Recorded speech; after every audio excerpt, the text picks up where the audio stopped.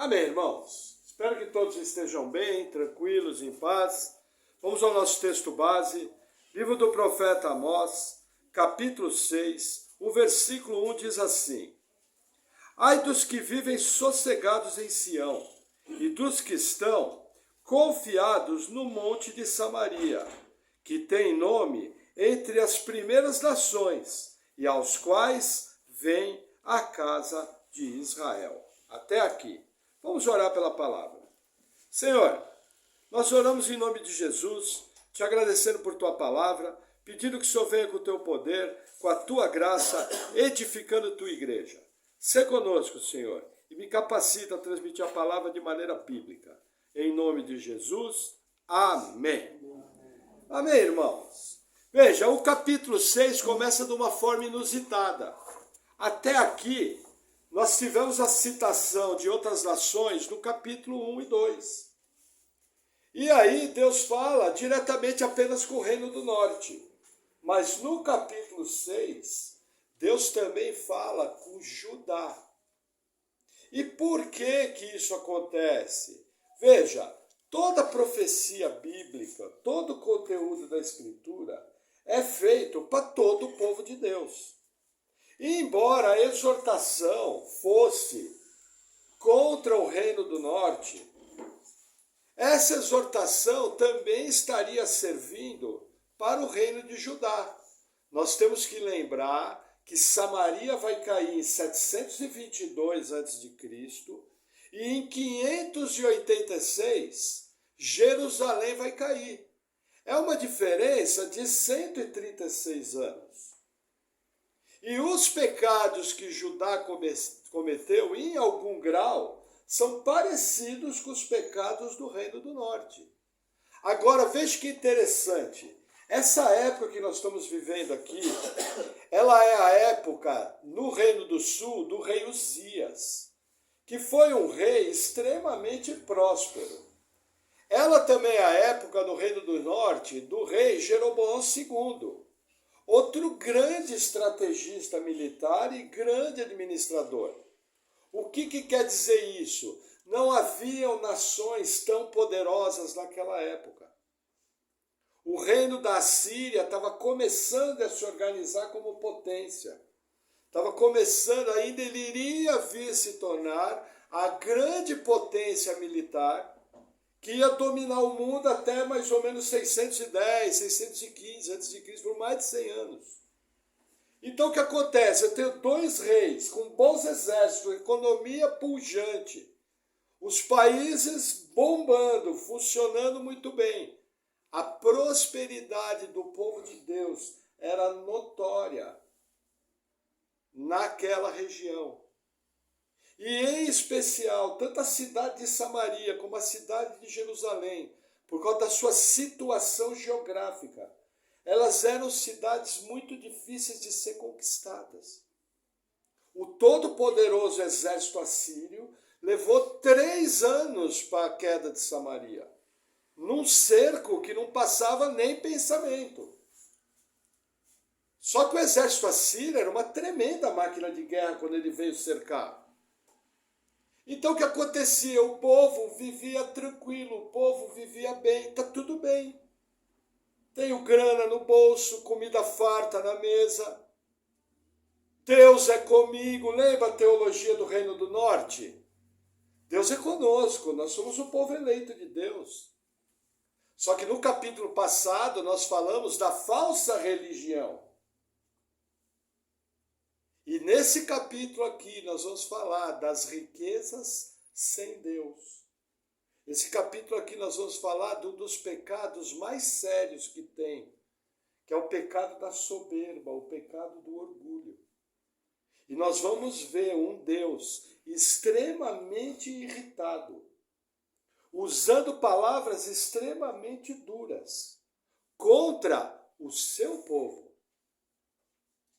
E garantindo que haveria juízo. Por quê? Vamos ler o versículo 2. Passai a Calné e vede, e dali ide a grande Amate, e depois descei a Gate dos filisteus. Serão melhores que esses reinos? Ou maior o seu termo do que o vosso termo? Olha que interessante. Primeiro Deus fala, ó, vocês estão confiando que vocês estão bem. Vocês estão confiando que vocês são fortes. Vocês estão confiando no poderio militar dos reis de vocês.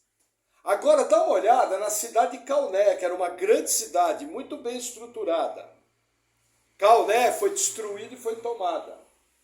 Aí Deus usa outro exemplo. Veja a cidade de Amate, outra grande cidade, mais poderosa que Samaria. Também sucumbiu, também foi derrotada, também foi conquistada. E para encerrar, Deus manda eles olharem para a grande cidade de Gate. Havia 5 cidades da Filístia. As 5 principais cidades eram Ecrom, Gate, Ascalon, tem mais 2 agora que eu não lembro, Asdod e tem mais uma. Gate era a principal. O que aconteceu com Gate? O rei Uzias, do reino de Judá, varreu Gate do papel. E Gate era uma cidade extremamente poderosa. O que Deus está falando? Vocês estão confiados aí em Jerusalém? Vocês estão confiados aí em Samaria? Olha o que eu fiz com essas cidades grandes, maiores que vocês que estão à sua volta. O que eu aprendo aqui? Eu aprendo que se eu quero ver o que Deus está fazendo na terra, eu tenho que abrir o olho e perceber com olhos espirituais, olhos bíblicos, o que Deus tem feito nos países. Ao fazer isso, eu começo a perceber os tempos que eu tenho vivido e começo a ter muito mais confiança, muito mais certeza para viver os princípios bíblicos da palavra e fazer a minha parte. Quem nos guarda é Deus.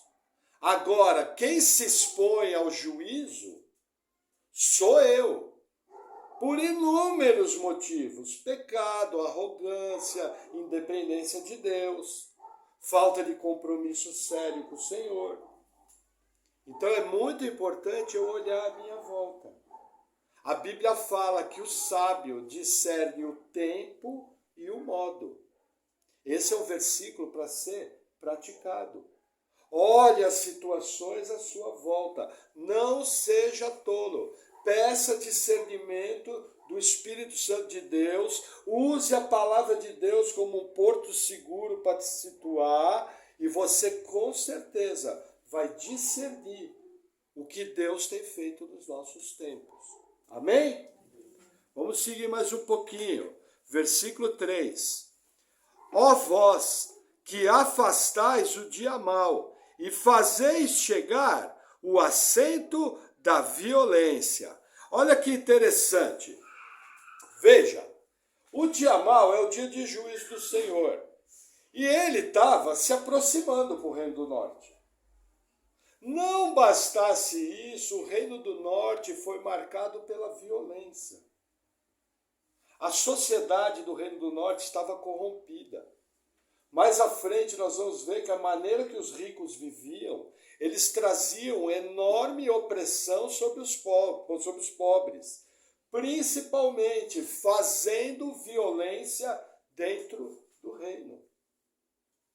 Era uma sociedade violenta. Quando nós olhamos à nossa volta, qual é a marca de alguns lugares na sociedade ocidental, principalmente? Sociedades violentas. Por bom entendedor, meia palavra basta. Como você tem que se portar, como você tem que entrar, como você tem que sair, como você tem que ser simples como a pomba, prudente como a serpente. Palavras do nosso Senhor Jesus. Isso que está acontecendo em Samaria vai se repetir por toda a história. Até a vinda do Senhor. Cabe ao povo de Deus não fazer como o povo de Samaria e fechar os olhos para o juízo que se aproximava. E simplesmente uma sociedade violenta limpar a boca e está tudo bem. É nosso papel orar, é nosso papel interceder e é nosso papel principalmente ser sal da terra e luz do mundo. Amém? Vamos ao versículo 4.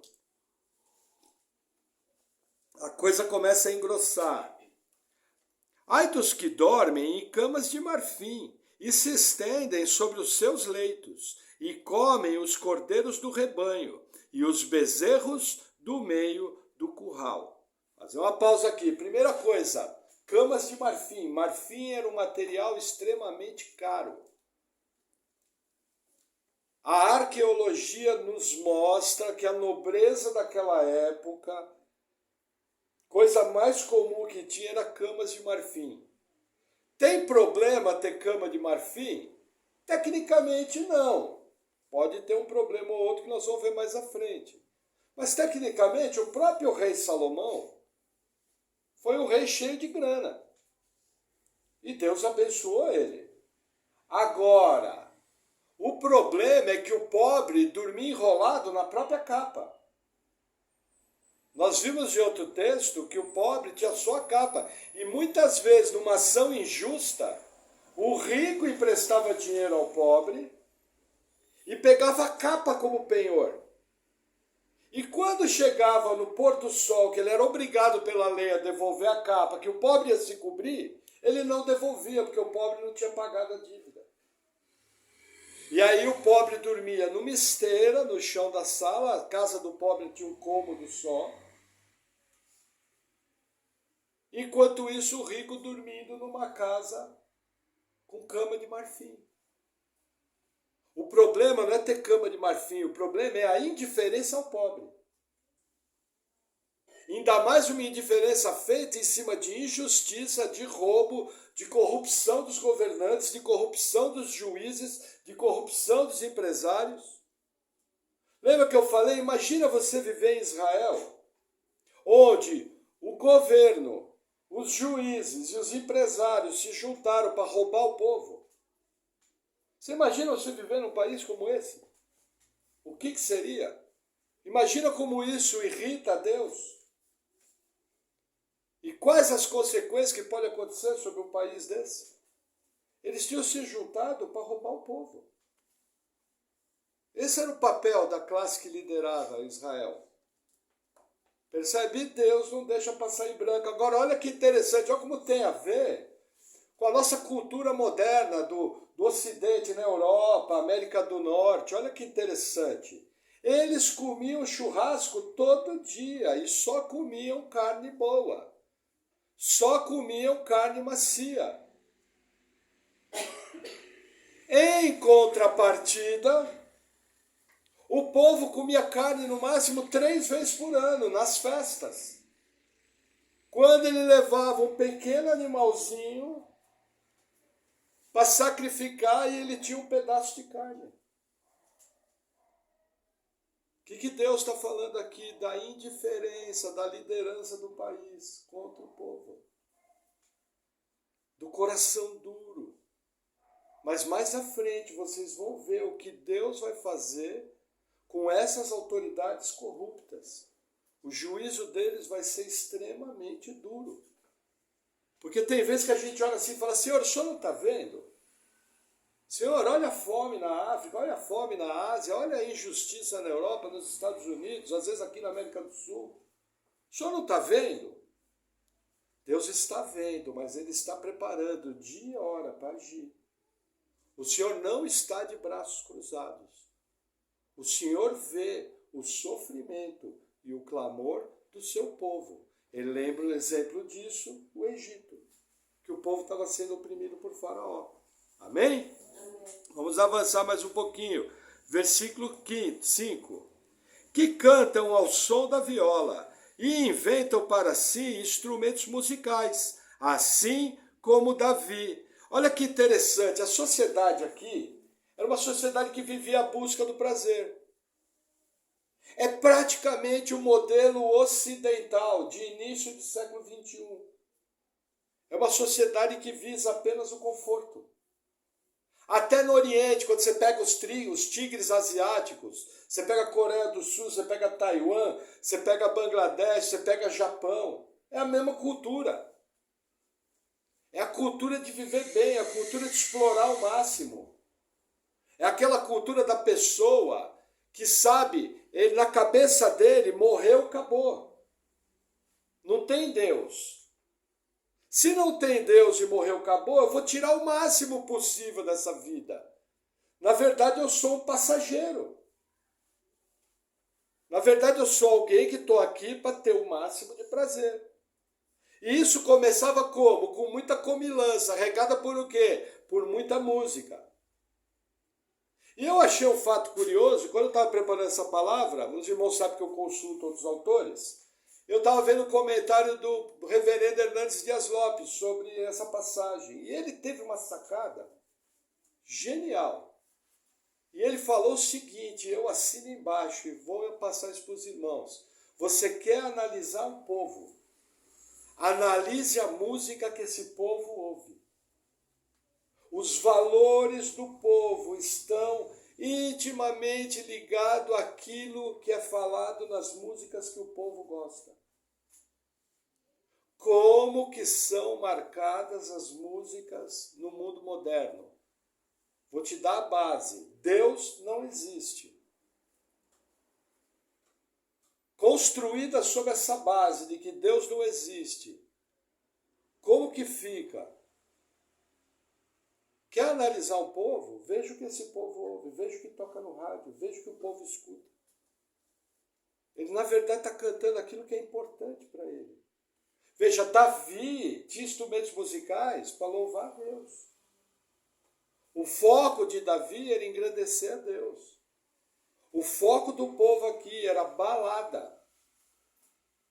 Quer ver que interessante como era balada? Vamos ler o versículo 6. Que bebem vinho em taças e se ungem com o mais excelente óleo, mas não se afligem pela ruína de José. Olha que interessante, a tradução em português não reflete bem a verdade desse versículo. A palavra taças aqui são aquelas bacias cultuais que havia na entrada do templo, que cabia muito vinho. Veja, o povo judeu consumia vinho de maneira moderada. Tanto é que Jesus, ao caminhar na terra, consumia vinho de maneira moderada. Era o hábito do povo judeu. Só que a cena aqui é o seguinte, imagina uma grande taça, e essa taça, curiosamente, ela tinha 2 locais para beber. Aí eu fui pesquisar mais, ajeitou acho que ela... Eu fui pesquisar mais. O que acontece? Os 2 se ajuntavam para beber, tinha a ver, isso, volta um pouquinho. Agora foi rosquinha, isso, parou, não respira, isso, não, volta, aperta um pouquinho. Isso, fechou. Olha que interessante o que está envolvido aqui. Tinha 2 locais para beber na jarra. 2 pessoas que estavam buscando intimidade, bebia um de cada lado da jarra, da taça. E provavelmente haveria depois um enlace de amores. Uma sociedade promíscua, música, churrasco, muita bebida, e enlaces amorosos. Imagina a podridão da nobreza de Samaria. Como que Deus trata isso? Em contrapartida, Amós aqui usa uma figura de José, filho de Jacó. Qual que é a figura que tem aqui? Quando os irmãos resolveram vender José, eles jogaram ele num poço.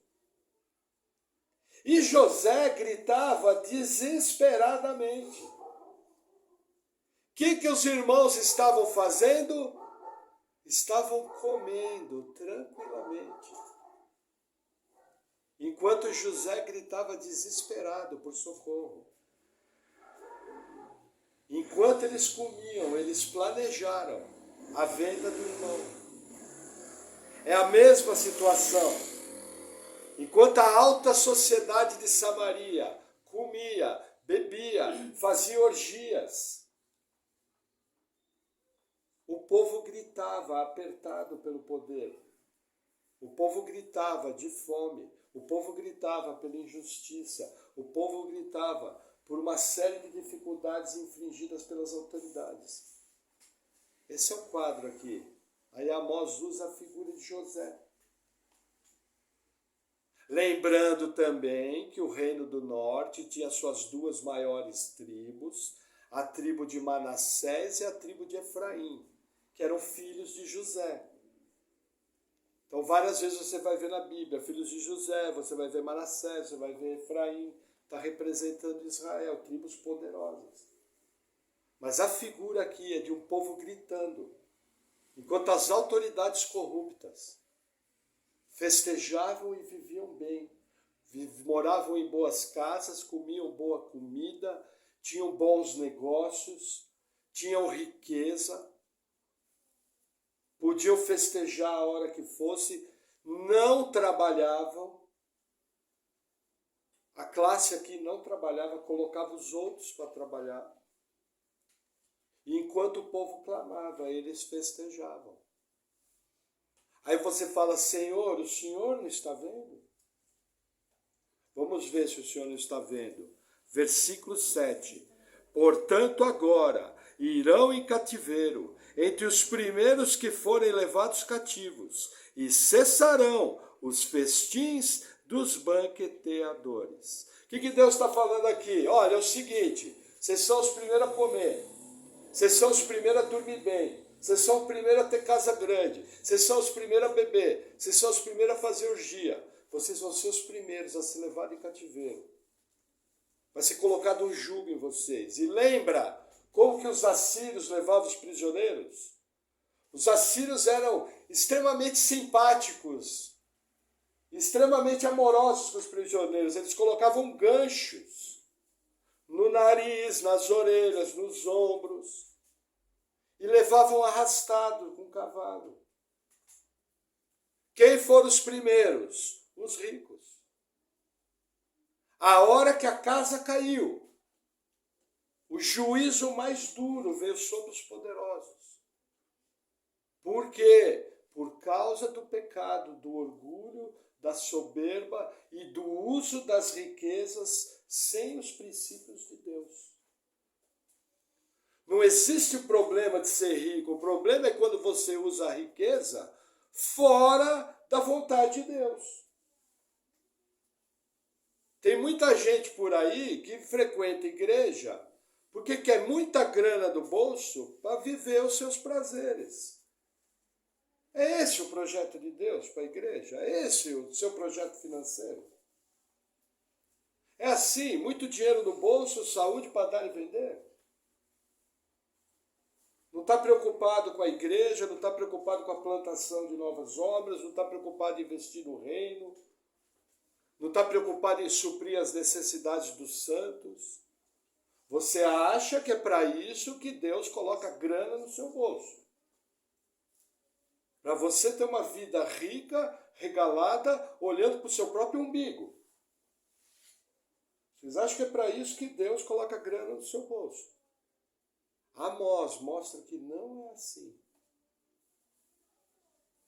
E se Deus fez isso com o povo de Deus, com o povo dele do Antigo Testamento, ele pode fazer a mesma coisa com o seu povo no Novo. Jesus Cristo é o mesmo ontem, hoje e será eternamente. O nosso dinheiro é para servir o reino. E olha, Deus nem pede tanto, hein? Deus nem pede tanto. Amém? Vamos avançar mais um pouquinho. Versículo 8. Jurou o Senhor Deus por si mesmo, diz o Senhor, o Deus dos exércitos. Abomino a soberba de Jacó e odeio os seus palácios. Por isso entregarei a cidade e tudo o que há nela. Não, vamos fazer uma pausa aqui que o 9 quer explicar. Olha que interessante. Poucos lugares da Bíblia Deus vem com essas palavras. Deus falando que odeia. E ele promete, ele jura por ele mesmo. Por que Deus está jurando por ele mesmo? Ele não tem ninguém maior do que ele para jurar. Aí o que é interessante aqui é o seguinte, a crentolândia brasileira costuma fazer uma divisão entre o Deus do Antigo Testamento e o Deus do Novo. E aí esses textos são muito difíceis de digerir pela maioria dos evangélicos brasileiros. Porque o que se vende por aí é uma taça de cristal, cheia de bala de hortelã. Esse é o evangelho vendido por aí. Cheio de bombom, sonho de valsa. E aí o pessoal fala, nossa, pastor, como o Deus do Antigo Testamento era duro. Você viu? Ele odiava as obras do povo. Mas que bom, né, pastor, que Jesus não é assim. Jesus é amor. Quem já ouviu isso? Tá. Então você abre Apocalipse, capítulo 2, em que Jesus se dirige a uma igreja e fala, eu odeio as obras dos nicolaítas que estão entre vós. É o mesmo Deus. Jesus também odeia, Jesus também tem nojo. Isso aqui quebra aquela mentira que ensinam por aí, que Deus ama o pecador, mas odeia só o pecado. Isso é mentira. Deus odeia tanto o pecador como o pecado, e ele julga o pecador. Se ele não fizesse isso, o inferno estaria vazio. Ou você conhece tormento pior do que o lago de fogo pela eternidade? Pelos séculos dos séculos, amém. Percebe? Essa é uma ideia tola, que não reflete a verdade da Bíblia. Agora, Deus muito nos amou ao enviar Jesus Cristo para pagar o preço de nossos pecados e nos salvar. Mas não entra, né? Sabe por que isso é um perigo? Porque você começa a se tornar flácido. Sabe o que é a palavra flácido? Flácido. Você começa a se tornar flácido com o pecado. E você pode correr o risco de abusar da graça de Deus, como o apóstolo Paulo fala. Então pecaremos nós mais ainda para que a graça superabunde. E aí quando você vai ver, você está com a sua vida mergulhada em pecados, está com a sua vida mergulhada em sujeira, você está vivendo uma vida sem compromisso com o Altíssimo. E está literalmente destruindo a sua vida, a vida da sua família, achando que está tudo bem. Como diz o pastor Luiz Saião, achando que Deus é aquele velhinho bonzinho, barrigudinho, que você faz cócega na barriga dele. Muito crente pensa que Deus é assim. Deus é o Todo-Poderoso, o Senhor dos Exércitos, diz o versículo. O temor do Senhor é o princípio da sabedoria. Está escrito em Provérbios. Atente como você tem andado, para não incorrer nesses mesmos pecados. Amém? Versículo 9. E acontecerá que, se numa casa ficarem 10 homens, morrerão. Quando o tio de alguém, aquele que o queima, o tomar para levar-lhe os ossos para fora da casa, e disser ao que estiver no mais interior da casa, está ainda alguém contigo? E esse responder, ninguém, então lhe dirá ele, cala-te, porque não devemos fazer menção do nome do Senhor, porque eis que o Senhor ordena e ferirá a casa grande de brechas e a casa pequena de fendas. Qual que é o quadro aqui? Lembra da passagem da última palavra? Que se numa cidade tiverem 1000, vão sobrar 100. Numa outra cidade tiverem 100, vão sobrar 10.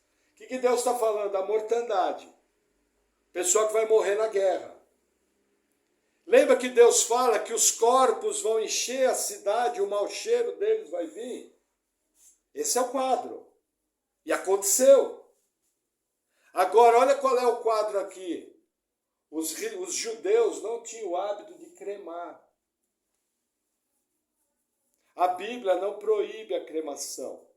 Mas o sepultamento é um ritual extremamente importante na cultura judaica. O que Deus está falando aqui? Ó, os 10 que sobraram vão fugir. Aí a peste vai alcançar eles. E eles vão morrer, doentes. E aí um parente próximo, no caso um tio, vai vir e não vai poder sepultar. Vai ter que fazer uma cremação. Vai ter que empilhar os corpos, juntar muita lenha, botar fogo em tudo e depois separar a cinza. Isso para o judeu é um absurdo. Podia ser feito, mas era um absurdo, um juízo seríssimo. E olha que interessante, a figura aqui é o seguinte, ele ainda perguntar, tem mais alguém aí dentro? Aí o que sobreviveu? Vai falar, não tem. Aí eles vão falar, bom, vamos ficar quieto diante de Deus, porque Deus trouxe o seu juízo, e é bom a gente ficar bem quietinho aqui, senão a coisa vai ficar feia. Até a gente que sobreviveu, como fala hoje em dia, vamos ficar de boa, quietinho, não vamos nem abrir a boca para citar o nome do Senhor. Imaginam o nível do terror? Imagina o tamanho do juízo que Deus está fazendo aqui. Não é brincadeira. E os juízos do Senhor permanecem até hoje. Quando você lê o livro do Apocalipse, você vê juízos muito mais duros do que esse. Liberados pelo próprio Jesus Cristo. Lembra aquele doce equilíbrio do Deus da Bíblia? O Deus de amor e o Deus de juízo. Se você só adora o Deus de amor, não é o Deus da Bíblia. Se você só adora o Deus de juízo, não é o Deus da Bíblia, é um ídolo. Se chama de Deus da Bíblia. O Deus da Bíblia, ele ama e ele julga.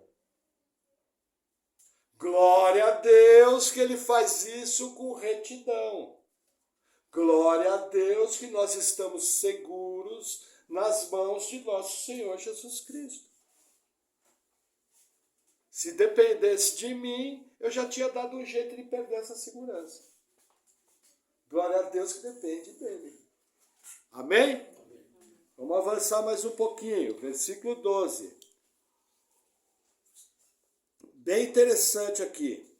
Porventura, correrão cavalos sob a rocha, lavrar-se-á nela com bois, mas vós haveis tornado juízo em fel, e o fruto da justiça em alosna. Olha que interessante, Amós aqui, lembra, Amós era boiadeiro. A sociedade era agrícola. Então você tenta imaginar o seguinte, uma corrida de cavalos em cima da rocha.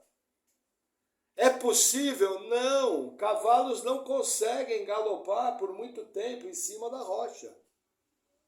Da mesma maneira, é impossível eu pegar um arado e arar a rocha. São figuras do impossível. Amós está usando um exemplo bem conhecido do povo para mostrar que o que eles pensavam, a maneira que eles tinham de pensar, era impossível. E qual que era a questão? A questão é que eles transformaram o direito, o poder judiciário de Israel se corrompeu. E eles transformaram isso em injustiça. E transformaram a justiça ao pobre em alosna. A alosna era uma erva extremamente amarga, muito difícil de tomar. A boa parte da opressão do povo vinha da injustiça do magistrado. Qual que é o papel do magistrado? O papel do magistrado é fazer o bem, porque ele é uma autoridade colocada por Deus para executar o bem. Quando o magistrado não executa o bem, ele está diretamente agindo contrário à vontade de Deus, e a consequência um dia vai vir. Sabe quando você olha, Senhor, o Senhor não está vendo? Calma. As coisas acontecem no tempo de Deus. Mas a questão aqui É a justiça sendo pervertida. Nós temos que lembrar o seguinte: no mundo antigo, havia poucos povos que tinham o seu direito garantido na lei do próprio Deus.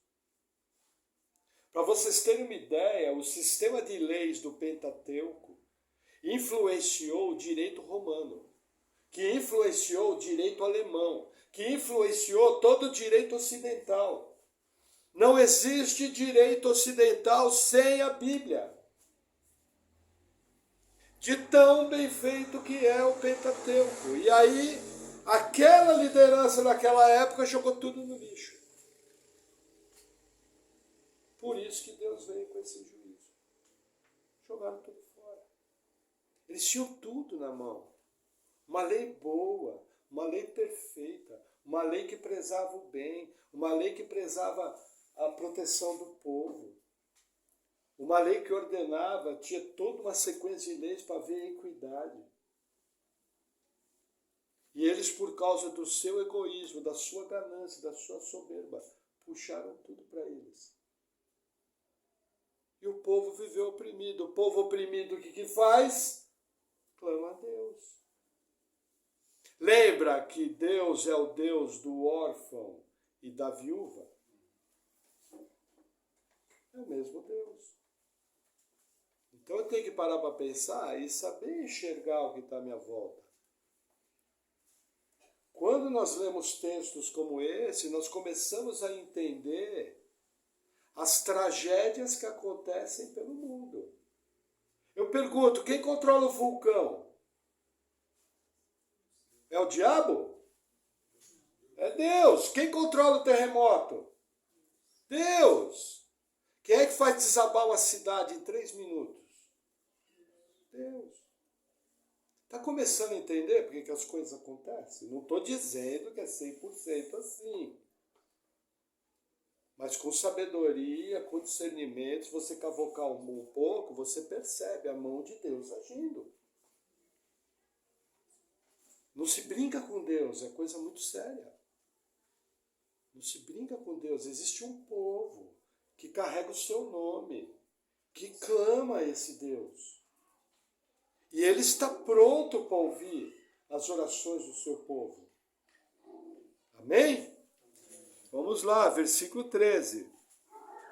Vós que vos alegrais do nada, vós que dizeis, não é assim por nossa própria força, nós nos temos não é assim que por nossa própria força nos temos tornado poderosos, porque eis que eu levantarei sobre vós, ó casa de Israel, uma nação, diz o Senhor, o Deus dos exércitos, e oprimir-vos-á, desde a entrada de Amate até ao ribeiro do deserto. O que acontece aqui? Deus está falando, olha, isso que vocês estão se alegrando é nada. Essa alegria de vocês é do nada. Isso é vento. Vocês estão correndo atrás do vento. E ainda vocês estão dizendo o seguinte, vocês são grandes pela própria força de vocês. Lembra que nós lemos lá no livro de Reis, que nos dias de Jeroboão, segundo, Deus resolveu abençoar Israel e não riscar Israel, porque ainda não estava pronto o tempo. Ele só iria fazer isso mais ou menos 40 anos depois. E o povo achava que era ele. Quando você prospera, e já indo para as aplicações, quando você se dá bem nos negócios, gente, não vem de você. É de Deus. Mantenha o coração humilde, ô Senhor, obrigado, eu lembro. Veja, eu conheço um monte de gente que converteu quebrado, sem grana. E Deus veio atuando na vida da pessoa e a pessoa foi melhorando. Eu lembro que aqueles que mantiveram o coração humilde, que mantiveram o foco no reino, Deus prosperava mais e mais. Porém, alguns que responderam de maneira imprudente, não bíblica, a consequência veio. E a vida começou a oscilar muito, de altos e baixos. Lógico, eu não estou dizendo que altos e baixos é somente por isso. Altos e baixos podem acontecer. Eu estou dizendo de pessoas que, quando são abençoadas, se tornam independentes de Deus E aquela prosperidade que podia ser contínua, Deus vem e corta, dá uma amarradinha. Até amadurecer um pouquinho mais, até avançar um pouquinho mais, aí Deus volta a abençoar. Amém? Vamos agora para algumas aplicações. Veja, primeira coisa importante, a teologia do Reino do Norte, eles se achavam um povo de Deus. Como que eu aplico isso hoje em dia? Cuidado com a autoconfiança. Por exemplo, nós cremos que estamos seguros na mão de Deus. Nós cremos que somos um povo eleito por Deus. Nós cremos que Jesus veio e nos resgatou. Isso nos dá muita segurança. Veja, teve um grande teólogo na história, um grande homem de Deus chamado John Wesley. Quando John Wesley viveu aqui no mundo, a classe dominante da sua época pensava exatamente como nós. Só que eles viviam uma vida de prostituição, de embriaguez, de falta de compromisso com Deus. O que levou John Wesley, junto com outro grande herói, Whitefield, junto com Carlos Wesley, a fundar o chamado movimento metodista, que era um movimento que voltava a buscar santidade, voltava a buscar consagração. Entendeu? Mas a sociedade cristã da época estava destruída. Se você pegar o censo do IBGE no Brasil, eu imagino que 90% vai se auto-intitular cristão. Eu vou te responder, cristão é uma ova. Isso não é cristianismo. Cristianismo é andar com o Senhor, seguir os seus mandamentos, servir Ele de todo o coração, buscar santidade e viver uma vida bíblica. Cuidado com a autoconfiança. A nossa confiança em Cristo não pode trazer flacidez. Eles confiavam que eles eram o povo de Deus. Deus falou, vou mandar todo mundo para o cativeiro. E foi o que Deus fez. Então cuidado, aquele que está de pé, cuide para não cair. Amém? Que outra aplicação que eu coloquei aqui, gente? O sábio vê o mal e se esconde. Não seja bobo. Eu costumo dizer que você não é bobo porque você é crente. Entendeu? A grande prova que você não é bobo é que você é crente. Mas você tem que perceber o mal à sua volta. O mundo não é um mar de rosas. O mundo jaz no maligno. O sábio percebe o mal e se esquiva. Sabe que a palavra esquivar se desvia? Cuidado, nós vivemos dias malucos. Sem você perceber, você pode se expor a uma situação que não precisava. Então seja sábio. Com certeza, aquelas pessoas que viveram nessa época, o remanescente se livrou do mal. Porque a Bíblia nos conta que ficaram alguns na terra, que Deus escolheu para ficar. Então seja sábio com sua família, com as suas finanças, com seus filhos, com o seu emprego. Tenha sabedoria, tenha discernimento. Quando você enxergar o mal, se afasta. Amém? Que mais aqui que eu coloquei? Veja. Riqueza sem Deus. Sabe qual é o nome de riqueza sem Deus? Sofrimento. Veja, a Bíblia nos dá uma série de ordens sobre o nosso dinheiro. Só que tem muita gente que a carteira dele não é convertida. A gente brinca, piadinha de crente, né? Quando ele vai batizar, a carteira fica fora da água. Os irmãos sabem a nossa visão sobre contribuições, nós temos a visão de 2 Coríntios 8 e 9. Veja, a nossa igreja só dá orientações sobre o dinheiro, ninguém fica pegando no pé, mas irmão, o dinheirinho que Deus colocou no seu bolso também é para contribuir com a obra. Só que você tem que fazer isso com prazer, você tem que fazer isso de maneira constante, você tem que fazer isso de maneira proporcional. Entendeu? Ah, pastor, e se eu quiser dizimar, pode? Pode, não tem problema, não é pecado dizimar. A única coisa que nós ensinamos que no Novo Testamento é oferta. Nós ensinamos que se eu quiser, eu posso fazer ofertas no valor do dízimo. E também não temos nenhum problema com outros que pensam um pouco diferente. Cada um dá na conta de si a Deus. Mas entenda, veja, Deus permite que um negócio tão sujo quanto o dinheiro, sujo que eu diga do ponto de vista das bagunças por causa de dinheiro, as injustiças, Ele permite passar pelo seu bolso, te abençoar e abençoar a igreja. Lembre disso. Amém? E aí, que mais que eu coloquei aqui nessa última aplicação? Veja, cuidado com as extravagâncias de comida e de bebida. Na verdade, aqui, isso que eu vou falar não é uma ideia minha, porque eu não tenho esse nível, mas eu vou novamente copiar o reverendo Hernandes Dias Lopes. Aquele povo de Israel, além de não estar cultuando o Deus da Bíblia, eles estavam cultuando a 2 deuses pagãos da época, pelo seu estilo de vida. Eles estavam cultuando primeiramente a Mamon, o Deus do dinheiro. E em segundo lugar, eles estavam cultuando a Baco, o Deus dos vinhos, das orgias, das bebedices, das comilanças. Nossa, pastor, que bom que nós aqui não somos idólatras, aqui é tudo crente. Ó, eu carrego uma Almeida corrigida e fiel. Eu oro em nome de Jesus, eu canto música de crente.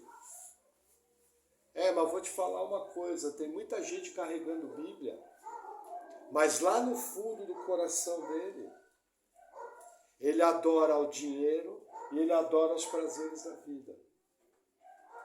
E não foi para isso que nós somos chamados. Veja, a nossa eleição é para ser santo. A nossa eleição é para praticar obras dignas de um eleito. A nossa eleição é para servir a Deus, é para servir os irmãos. É para viver uma vida diferenciada. Você não foi salvo para viver olhando para o seu próprio umbigo. Você foi salvo para servir. E começa servindo os seus irmãos na sua igreja local. E quando você fica correndo desnecessariamente atrás do dinheiro e deixa de servir a Deus, você está indiretamente adorando Mamon. E quando você começa a viver uma vida buscando prazeres de uma maneira insana, e essa busca de prazeres, essa busca de momentos felizes, sacrifica o teu serviço a Deus, você está servindo a Baco. Tem muito crente carregando Bíblia e cantando hino, que está cheio de ídolo no seu coração, e não está servindo a Deus de maneira bíblica. É o que salta do texto. Isso aqui era povo de Deus, para iluminar as nações. O mesmo chamado que a igreja tem de luz do mundo e sal da terra, Israel tinha. As alianças, os profetas, a escritura, a prosperidade, era tudo para glorificar o Deus do céu. Sabe para que você foi salvo? Você foi salvo para glorificar a Deus. O problema é que te venderam um evangelho mentiroso, no qual você foi salvo para servir a você. Vinde a mim, o meu reino, seja feita a minha vontade. Assim digo eu, o Senhor. É momento de parar, analisar a vida, ver para que lado está apontando, rever os valores, comparar com a Bíblia. Percebeu que está errado? Confessa de maneira simples a Deus e começa a tentar viver de uma maneira diferente. Acerte o centro da sua vida, que com certeza, Quando você chegar no fim da sua vida, você vai olhar para trás e vai falar, valeu a pena. Como diz Paulo, combati o bom combate, guardei a fé, já estou sendo oferecido como libação. Já pensou que legal? Ou você quer chegar no final da vida, desculpe o peso da palavra, como um velho mimado, sem sabedoria, com um monte de coisa mal concluída. E um monte de coisa que você queria fazer e não fez porque o tempo acabou. Essas duas coisas estão diante de você. O sábio vê o mal e se desvia dele. Amém? Vamos orar? Senhor, eu oro em nome de Jesus te agradecendo e oro pedindo pela minha vida e pedindo pela vida dos meus irmãos, que o Senhor venha trazendo a tua luz sobre nós, que nós possamos estar tendo discernimento, sabedoria e que tenhamos valores corretos. Pedimos, Senhor, capacita-nos através da tua graça, perdoa os nossos pecados e ajuda-nos em nossa fraqueza. No nome de Jesus, amém. Amém, irmãos.